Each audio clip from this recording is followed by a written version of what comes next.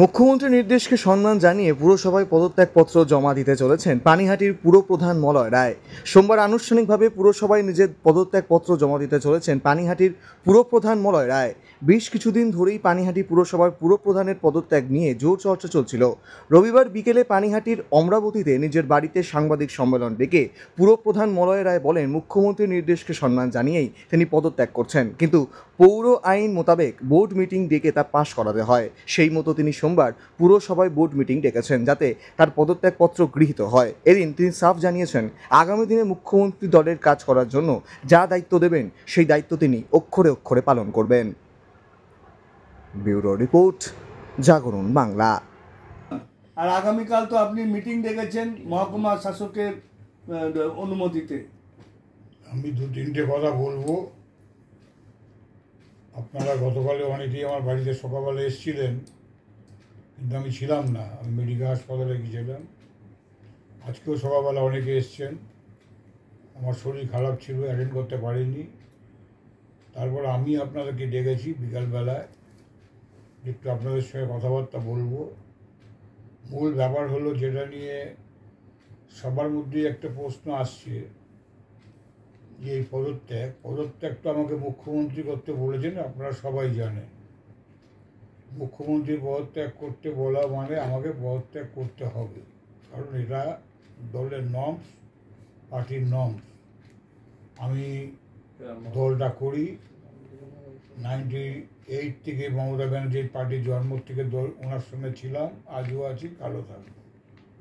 ঠিক এই মুহূর্তে ওনার রিকোয়েস্টকে ফেলা খুবই অসুবিধে, এবং আমি যখন আমাকে বলেছেন, তারপরে আমাকে সবাই জানেন পৌরমন্ত্রী ডেকেছিলেন, এবং 12 তারিখ উনি আমাকে ডেকে যখন কথাবার্তা বলেন, আমি সেখানে পদত্যাগপত্র তুলে দিই, যদিও সেটা অফিসিয়াল নয়।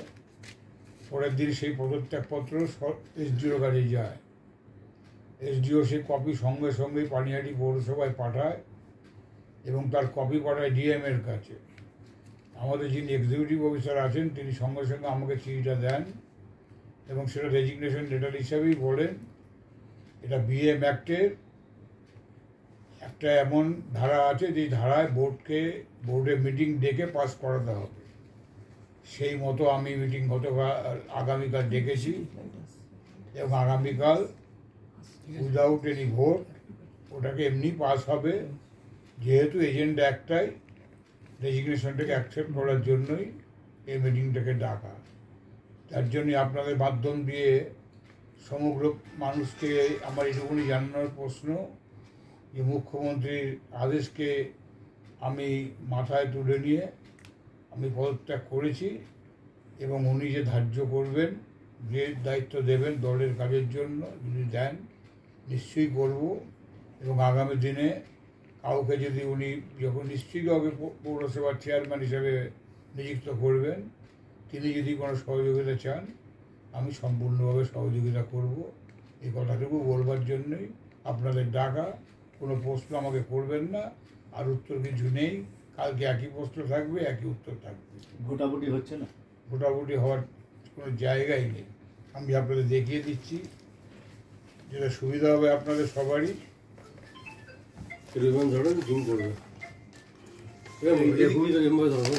মিটিংটা আমি ডেকেছি, ডেকে এজেন্ডা দিয়েছি। একটা এজেন্ডা আছে, to consider the resignation letter of Shri Malay Roy from the office of the chairman. একটা এজেন্ডা আছে, মিটিংটা আমি ডেকেছি কালকে 17 তারিখ বেলা হাত ঢুকে যাচ্ছে। জাস্ট এইটাই অ্যাকসেপ্ট হবে, অবশ্যই দেবো। আনন্দদা আমাদের নিতে দাও, তুমি করে নাও। খেলা একটু সোজা করে, একটু সোজা করে, একটু সোজা করে, একদম। মলাদা খেলা কি তাহলে শেষ হয়ে গেল? না, খেলা শেষ হয়নি। খেলা মাঠে চলছে, খেলা মাঠে খেলোয়াড়রা খেলছে।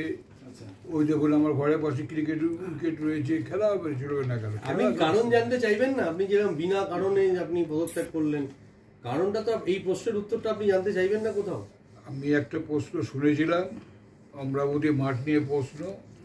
আমি আমার মাননীয় মন্ত্রীকে প্রশ্ন করেছিলাম, উনি আমাকে ক্লিন চিট দিয়েছেন। উনি বলছেন না, এসব কোনো ব্যাপারই না, তুমি এটাকে অ্যাকসেপ্ট করো, তোমার বিরুদ্ধে কোনো রকম এলিগেশন আমাদের আলু কাজে নেই। আর একটা অভিযোগ উঠেছিল 125 বছরে টাকা তোলার অভিযোগ, সেটাও তো কোনো বাইনার সেটা আপনি বলেছিলেন কি মন্ত্রীকে যে একদম যে কেউ এটা বিকৃত করছে? মন্ত্রী জানেন, সবাই জানেন। এটা তো আপনারা ক্লিয়ার ব্যাপার, একটা প্রোগ্রাম করতে গেলে টাকার দরকার হয় এবং সেই টাকা তো আর মিউনিসিপ্যালিটি ফান্ড বা সরকারি ফান্ড থেকে ব্যবহার করা যায় না সবসময়। কিছু আর্থিক সহযোগিতা হেল্প নিতেই হয়, আমরা সেটা নিতে গিয়েছিলাম। মানে আপনি বলছেন দল আপনি ক্লিন চিট দিয়েছে এই ব্যাপারে, অমরাবতী ইস্যুতে দল ক্লিন চিট দিয়েছে, তাই তো? একদম।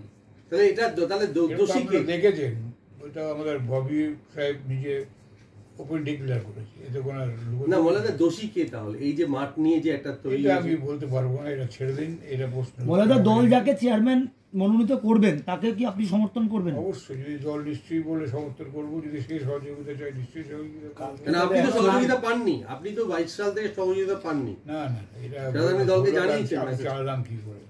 আমি 3 বছর চেয়ারম্যানশিপ চালালাম কি করে? সহযোগিতা মানুষের না পেলে কি করে? বলছি কালকে তাহলে কি হবে?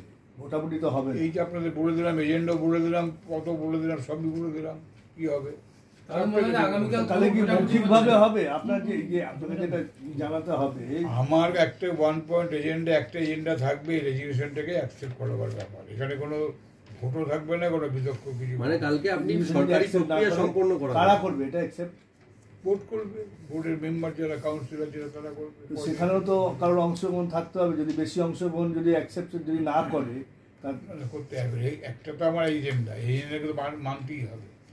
আপনি সবাইকে বলবেন, সবাই এজেন্ডার বাইরে কথা তো হয় না। আপনি সবাই কি বলবেন? একটাই প্রস্তাব কি অ্যাকসেপ্ট দেবেন? করার জন্য না, যদি অন্য কাউন্সিলররা বলে না আমরা মানছি না, আপনি থাকবেন, পদত্যাগ করবেন না। সেটা হয় নাকি?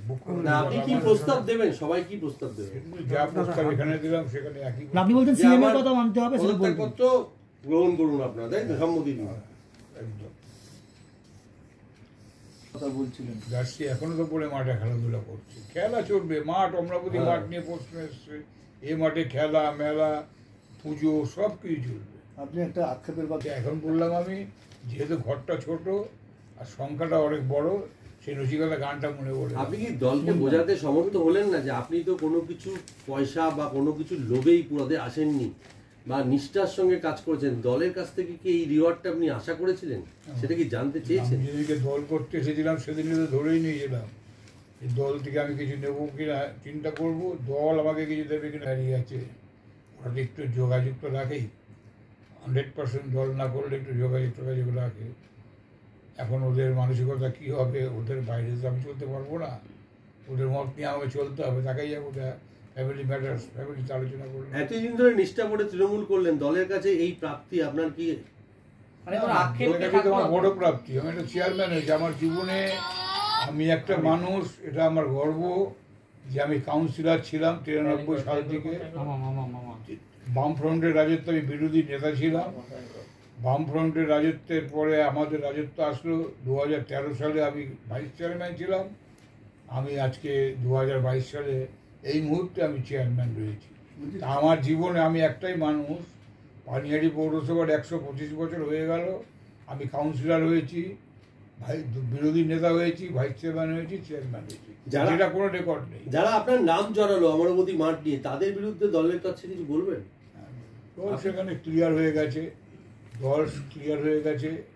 আমি মানে ভগবানের কাছে প্রার্থনা করি তারা যেন সুখে থাকে, ভালো থাকে, এই মিথ্যা জগৎ নিয়ে তারা চলতে পারে, এটাই ভগবানের কাছে প্রার্থনা। আপনি তো বলেছেন তারা এমএলএ, কেউ সাংসদ, কেউ মুখ্যমন্ত্রীর কাছে ভালো হওয়ার জন্য এই ধরনের, না আমি কখনোই বলি না, এই ধরনের অভিযোগ করেছেন। আমার প্রয়োজন নেই তো। আমি সাংসদদেরও চিনি, আমি মুখ্যমন্ত্রীকেও চিনি, আমি পৌরমন্ত্রীকেও চিনি, আমার অসুবিধার কী আছে? তাদের থেকে আমি হয়তো মানে ক্ষমতা একটু কম, চিনি না এমন তো ব্যাপার নেই, আপনি সবাইকেই চিনি। দলের বর্ষিয়ান কর্মী, আপনার সঙ্গে বিধায়ক বা সাংসদের এই নিয়ে কোনো কথা হয়েছে? এই পদত্যাগ করা হয় কেউ আপনাকে? আমার সঙ্গে বিধায়ক, সাংসদ কারো কোনো রকম কথা হয়নি, কেউ আলোচনাও করেনি যে কি করা উচিত? না না, আপনাকে কোনো পরামর্শ দেওয়া বা কিছু? আমার পার্টি তারা আসবে কেন? কালকে কি হবে, অ্যাকচুয়ালি কি হবে? এই যেটা বললাম সেটাই হবে। এই যে রেজিগনেশনটা কারাতে মানে কিভাবে ধার্য হবে? যদি কেউ ওই কনসুলেটরা প্রতিবাদ করে তখন আর কি করে করবে? আমার রেজিগনেশন তো আমি দিয়ে দিয়েছি এবং উইলিংলি দিয়েছি, আমি অনিচ্ছায় দিইনি, আমি উইলিংলি স্বেচ্ছায় দিয়েছি। আমি মুখ্যমন্ত্রীর কথাকে সম্মান দিয়েছি। কালকে সবাই পদ্ধতিটা কি আছে? পদ্ধতি কিছুই নেই, এটাই আমার এজেন্ডা, এটাই আমাকে অ্যাকসেপ্ট করতে হয়। বিএম অ্যাক্ট এটা আসছে, বিএম অ্যাক্ট দেখতে চাই, আমি অ্যাক্ট দেখিয়ে দিচ্ছি, ওটা অ্যাকসেপ্ট করতে হয়, আর কিচ্ছু। ডেজিগনেশন অলরেডি অ্যাকসেপ্টেড, এবার বোর্ড অফ কাউন্সিলার্স ওটা অ্যাকসেপ্ট করে। 1993 এর পৌর আইনের 18(2) ধারায় যেটা বলা আছে সেই অনুযায়ী তো ঠিক আছে। একদম ন্যায় কথা বলছি। এটা ফর্মালিটি জাস্ট। ঠিক আছে, ঠিক আছে। তাহলে সমস্ত এই যে এখানে ধারা আছে, বিদ্যালয়ের এরকম ভাবে এরকম ভাবে এই হচ্ছে ধারা, যে ওই চিঠিটা একটু দিন না।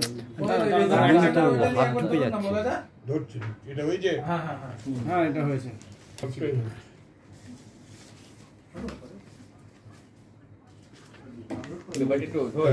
একটু ঘুরিয়ে পুরোটা অনন্ত একটু ধরুন, একটু ধরুন। হয়েছে তোদের হলো আমার না আমাদের হয়নি, দাঁড়ো এটা বোর্ড মিটিংয়ের চিঠিটা তো এটা। হয়েছে এখন দাও হয়নি, দাঁড়ো এখনো হয়নি, কি হয়েছে? আকাশ হয়েছে।